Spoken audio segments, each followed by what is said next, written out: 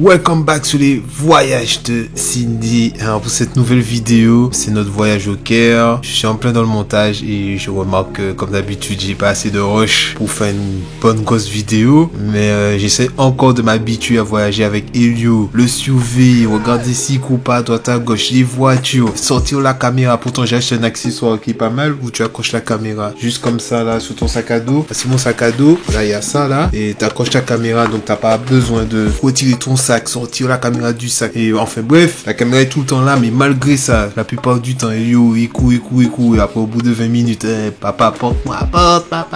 Ou sinon il est en train de dormir, tout ça. Et comme on essaie de voyager léger, donc on prend pas de porte-bébé, de toute façon il est un peu trop grand là. On prend pas de poussette parce que payer des accidents, comme il a plus de 2 ans, déjà ça il faut savoir, il a plus de 2 ans. Donc il paye son billet presque à 100%, il a 70%. Il a plus bagage gratuit parce que normalement avec les bébés tu peux partir avec une poussette ou un séjour auto et là c'est fini, tout ça faut payer, donc c'est bon. Donc il marche avec nous et puis quand il est fatigué, soit on rentre pour faire la sieste, soit on le porte et puis dès que je suis fatigué je donne à Cindy, dès que Cindy est fatigué elle me le donne. Voilà, donc tout ça pour dire que j'ai pas beaucoup de rush, donc la vidéo sera pas trop longue. Qu'est-ce que je peux dire du Caire? Franchement le Caire, nous on a choisi de faire que le Caire. Souvent les gens ils viennent au Caire juste pour regarder les pyramides et après ils descendent dans le sud où il y a d'autres sites pharaoniques et aussi Hurghada avec ses belles plages et compagnie. Mais comme nous on n'avait pas beaucoup de jours, on s'est dit on va faire les quelques jours qu'on a, on va se concentrer sur le Caire parce que si on essaie de faire les deux, il y aura pas assez de temps. Donc on s'est concentré sur le Caire et on avait peur de pas trouver des activités et pourtant il y a plein d'activités à faire et finalement on n'a même pas pu tout faire, tout ce qu'on voulait. Et mon ressenti sur le Caire,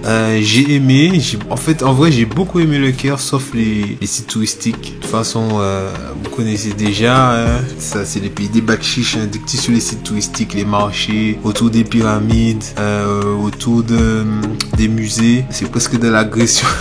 Parce que de l'agression des touristes, mais qui veulent faire de l'argent, hein. Il y a eu le Covid, il y a eu 2 ans sans touristes. Donc là, les touristes, il n'y en avait pas beaucoup, franchement. On n'était pas nombreux comme touristes. Donc, dès qu'il y a des touristes, ils sont à plusieurs, ils essaient de gratter un billet, tout ça. Pas un billet, des billets.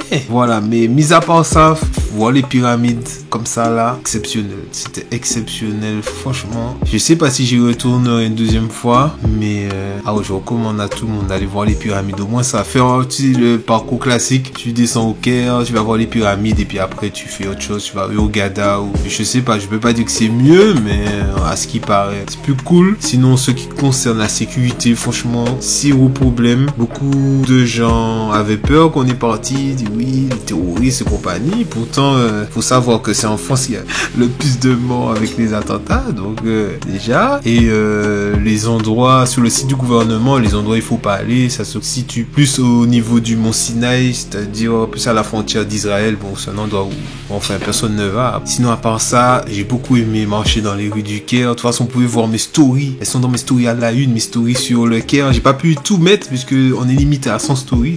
100 c'est pas mal. Mais pendant mon voyage, j'avais plein de monde qui suivait. J'ai eu plein de messages et les gens étaient vraiment intéressés par ça parce que je filmais tous les jours, je traînais dans la rue, tout ça. Et les gens étaient cool. Mais c'est vraiment autour des sites touristiques. Ouais, c'est chaud. Tellement que c'est chaud quand on rentrait à l'hôtel, on était fatigué.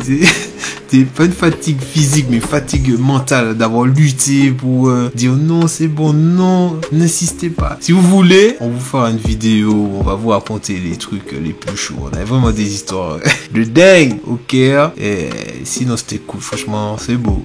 J'aime bien ce genre de choc culturel. Et au niveau de la bouffe, bon, ça va, c'est un peu comme partout maintenant avec la mondialisation. Donc, tout le monde a les mêmes choses. Hein. Ils ont leur plat à eux qu'on a goûté. C'est dans mes stories à la une aussi. Mais sinon, tu vas trouver ce que tu trouves partout sur le terrain. Tu vas trouver. Il y a des McDo. Si, il y avait McDo, hein, il me semble. Il y a Starbucks. Il y a tout, il y a tout ça. C'est la mondialisation. Voilà. Je vous laisse avec ces quelques images.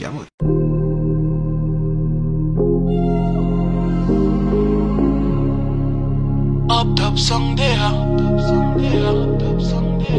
was it?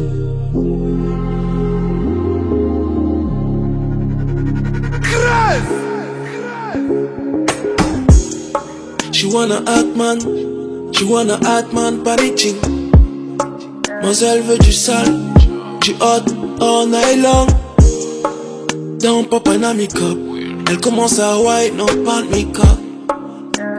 Elle me dit, give me the ching. Give me the blood clotting. Give me the ching, boy. Give me the blood clotting. I like it, she like it. C'est qu'on fait la gal, c'est big man ching. Kaki na mochi, no roll like bolt. Body set up like a blood clot bomb. Yeah, yeah, yeah, yeah. Give me the ching, boy. Give me the blood clot ching. Give me the ching, boy. Give me the blood clot ching. Give me the blood clot ching.